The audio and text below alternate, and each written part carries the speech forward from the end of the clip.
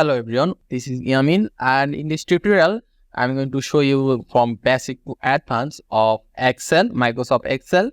So if you watch the full video, you will have enough knowledge about Microsoft Excel. So you can see over here some rectangular box, those are known as cell. This is where we input our data, and you can see A, B, C, D, E, F, those are known as column. And here 1, 2, 3, 4, 5, 6, those are known as row. And over here you can see that this is called name bar. You have to remember it.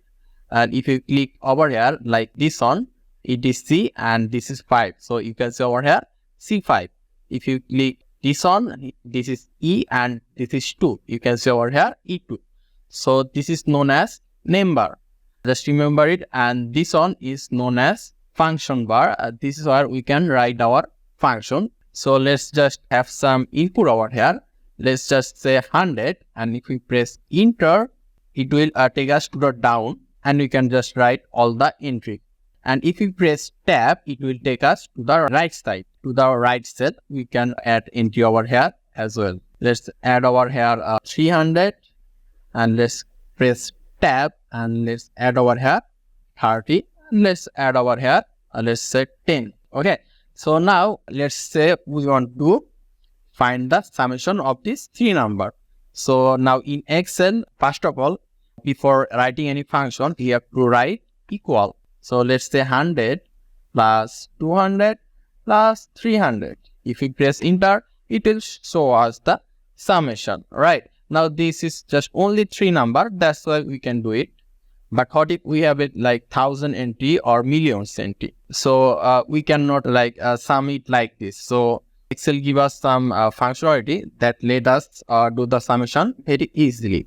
We just have to write sum, then first bracket, and then if we just click it, it will automatically write it down, which is T5.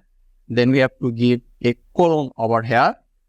And then if we just take the last input, which is T7, D7, and close the bracket and press enter, it will automatically keep all the sum of this three row. And let's say you also want to find the sum over here. Now you again don't have to write the function. This time if you just drag it from here, it will automatically find the sum of this three number. Now if we like make some changes over here, let's say over here 1000, and if you press enter, this number will automatically change. Over here you can see 1050. So let's right now you want to find subtraction. I'll show you now subtraction. Let's say for subtraction, let's say equal. Let's say we have to find subtraction between these two number. Let's say D, this is D5, this is D5 minus this is E5. Okay, now if we press enter, it will show us the subtraction value. Now if we again go to this corner and drag them, right down corner and drag them, it will show us all the subtraction value. Now let's also, I will also show you the multiplication and also division. Now for multiplication, it's also same as the subtraction. Just write equal, and let's just say E5 into E5 and press enter. It will automatically give us the multiplication of these two numbers. Let's also show you the division over here as well. Let's say equal. Let's choose this one, then divided this one. Click this one and press enter. It gives us the division, which is 10. If you divide 100 by 10, it will be 10. Okay, so let's again drag them. Here every value is 10 because if you multiply 600 by 60, it will be 10. Everything same goes for the other data. Now if you want to find the minimum value from here or the maximum or the average value from here, Excel also give us some function as well. So let's say equal, let's say if you want to find minimum value, you just have to write minimum, then bracket, and then choose from here to here, then this sign, then okay, then the last entry, and if you press enter, it will show us the minimum value. Now if you want to find the maximum value, let's just write over here max, and press enter, it will show us the maximum value. And if you want to find the average, AVERAG, average, press enter, it will give us the average value, which is 300. Okay, now you can also do it more easily other than just writing them down. You can see over here a auto sum option. If we click it, the down button, you can see a lot of options: sum, average, then max, min. Let's say we want to find sum. If we just click sum, and if we just select them and press enter, it will give us the sum. And again, this time if you want to find the max, again you just have to select them and press enter. It will show us the max value. This way you can also find the max, min, average, and count number, every value. Okay, so you can just check it out. I think those are all the basic of Excel. Now let's move up to a little bit harder part, or you may call it also advanced part. So first of all, if you want to delete all those data, just select them and click the delete button from your keyboard, and all the data will be deleted. And if you want to zoom in or zoom out, you can just press this button over here, down here. You can see you can zoom in or zoom out from here. Or you can also use your mouse, Control plus your mouse ball. So now let's take some entry like name, then let's say salary, and let's over here home rent. Home rent, let's say 10%.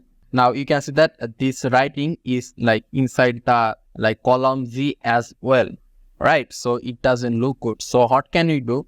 You can take your mouse over just right over here, and it will you will see a sign like this.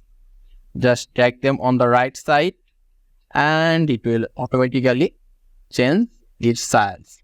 Now there are some more things that I didn't mention, that for Excel it automatically generates some value for us. Let's say if we just write over here January, and if we just select it and just go down to this right corner and just drag them, it will automatically give us all the month name. Now it's auto generated. You can also do it for number as well. Just select those both of them like this, and then if you just drag them, the number will automatically increase. You can also do it for odd number or even number as well. Just you just have to first select them and drag them. You can see over here all the number increased by 2. You can also do it for date or other entities as well. Okay, now let's design this part a little bit. Let's say we want to change the color of this header. So we can just select from here. You can see some color over here. Let's say we want to take this color, and let's say we also want to make those character bold. So you can just click over here, bold. It will make the character bold. Okay, so let's also change the color for them as well. Let's choose this color for them. So now let's give some entry. Let's say Luffy, and then let's say Zoro, and let's say Sanji. Let's say Usopp, and let's say Nami. Okay, those are some names, and let's give them some salary. Let's say Luffy gets the high salary, which is this one, and Zoro gets 320,000. So 32,000. Okay, and Sanji gets 330,000. Sorry, 33,000, and Usopp gets 20,000, and Nami gets, let's say, 100,000. Now all of them have to pay 10% rent of their total salary. So how we can do it? First of all, we need to give a equal sign over here, and over here you can see this is E5, right? E and 5. So E5 into 10%, and if you press enter, it give us 15,000, which is the 10% of the salary. And if we just go to this right corner and drag them, it will show the everyone's home rent. So now let's add another header over here. Let's say over here tax. Let's say 5%. Let's say 5%. So who has to pay tax? If someone's salary is higher than, let's say, 30,000, they has to pay 5% tax. So for this, how we can do it?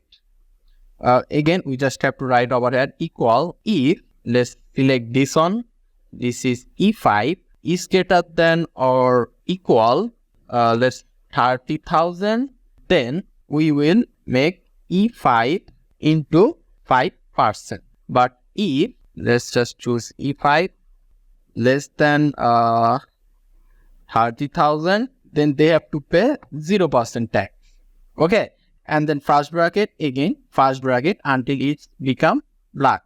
Okay, now if we press enter, it gives us that tax, which is 7,500. And if we just drag them, all the tax value you can see. Now here you can see that Nami and Usop salary is less than 30,000.